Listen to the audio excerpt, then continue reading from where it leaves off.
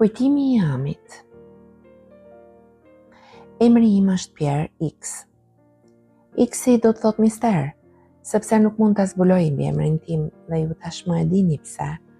Unë jam një fëmijë, student, beqar, por kam shkruar një libër që është bërë shumë i njohur, quhet Ami, fëmia e yjeve, ose më mirë, po ja diktoj një kushuririt të pasionuar pas letërsisë Viktorit. Ai e shkroi atë, punon në bank dhe në momentet e lira vjen në shtëpinë time për të punuar me laptopin. Kështu e krijuam librin Ami. Viktori mendon se historia ime është e pakuptimt, një fantazi për fëmijë. Ai thot se nëse donte ta shkruante, ishte vetëm për të shtriqur dorën sepse mendon të botoj një roman të tillë. Një libër të vërtet, diçka serioze dhe ngjashme me torturën e zhgënjimit mendor, një marrëzi e mërzitshme vdekje prurse. Fal suksesit të Amit, një libër për yjet, ufot dhe dashurinë, Viktori gjithashtu dëshiron ta vendosë historinë e tij në hapësirë. Ai do të donte të dinte se si unë i imagjinoj botot apo personat jashtëkësor. Unë i them se rrëfej çfarë pash, jo atë që imagjinoj, por ai mendon se historia ime nuk është e vërtet, se unë i shpik të gjitha. Thot se ajo histori me shumë lehtësi, gjithsesi, ajo që tregoj tek Ami nuk ka asnjë fije floku fantazi.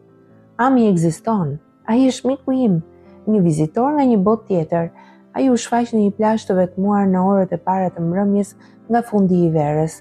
Ai mund të merrte me mend mendimet e mia, të rrëshqiste si një pulbardh dhe gjithashtu mund të hipnotizonte të rriturit. Nuk dukej se ishte më shumë se 8 vjeç, megjithatë ai pilotoi një anije dhe ishte në gjendje të ndërtonte pajisje shumë të komplikuara, më tepër se një televizor. Thoshte se ishte një lloj lajmtari ose mësuesi, ndoshta ishte një i rritur, por me pamjen dhe zemrën e një fëmije. Në burdin e anijes së tij kozmike më çoi brenda pak minutash vetëm për të njohur vende të ndryshme të tokës. Pastaj ne shkuam në hën. Nuk më pëlqeu, shumë e thatë, dukej si djath i rreshkët, i parë me luks madhuse. Përveç kësaj ishte gjithmonë natë, edhe pse kishte diell sepse qielli dukej i zi. Ami në të kundërt ishte i lumtur teksa shikonte hënën dhe çdo gjë tjetër. Ai gëzoi për çdo gjë, asgjë nuk e neveriste përveç ngrënies së mishit.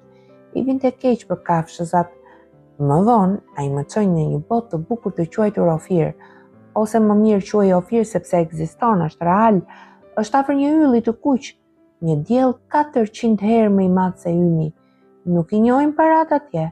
Të gjithë marrin vlerën e parave të asaj që kanë nevojë dhe japin sipas ndërgjegjes dhe vullnetit të tyre të mirë. Meqense nuk ka njerëz të pandershëm, nuk ka nevojë për polici, nuk ka as dryna, zinxhir, mure, porta, garde, nuk ka as brava dhe për të njëjtën arsye nuk e ndërlikojnë jetën e tyre me dokumente. Ata nuk ndahen në kombe.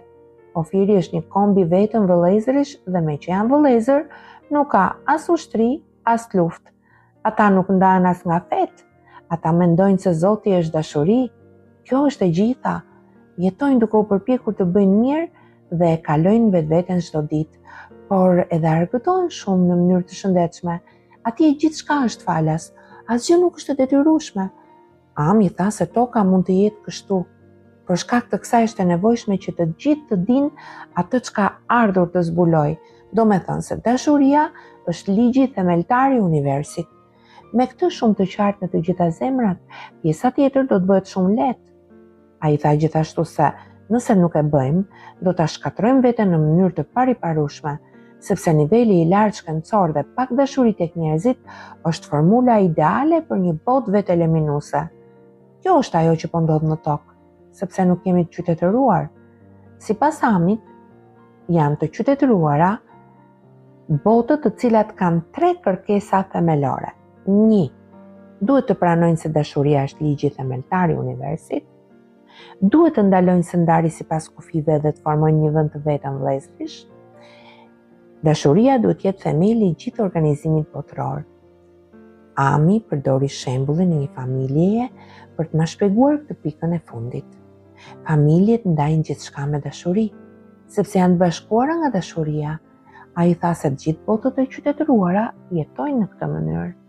Ai gjithashtu më bëri të ditur se ekziston një ligj universal që i pengon banorët e botëve më të larta të ndërhyjnë në mënyrë pushtuese në evolucionin e botëve jo civilizuara. Ata mund të sugjerojnë vetëm në mënyrë shumë delikate se çfarë duhet të bëjmë në përputhje me një plan ndihme misterioze. Më kërkoi të shkruaj një libër, duke i raportuar të gjitha ato që kisha njohur dhe jetuar pranë tij. Tha se duhet ta bëja sikur të trajtoja një prallë, jo për atë që është një realitet. Prandaj thash që gjithçka që tregova tek Kami është një prallë. Me qëra fjala e përsëris edhe tani, nuk kam pasur kur njohje me asnjë ashtoksor dhe as nuk kam shkuar në një botë më të lartë. Kjo histori është gjithashtu një produkt nga fantazia ime. Nëse shumë njerëz besojnë se ajo që thot Tami është e gjitha e vërtet, sepse përkohen me mesazhe telepatike që marrin, jo, është një rastësi. Firmosur nga Pierre X.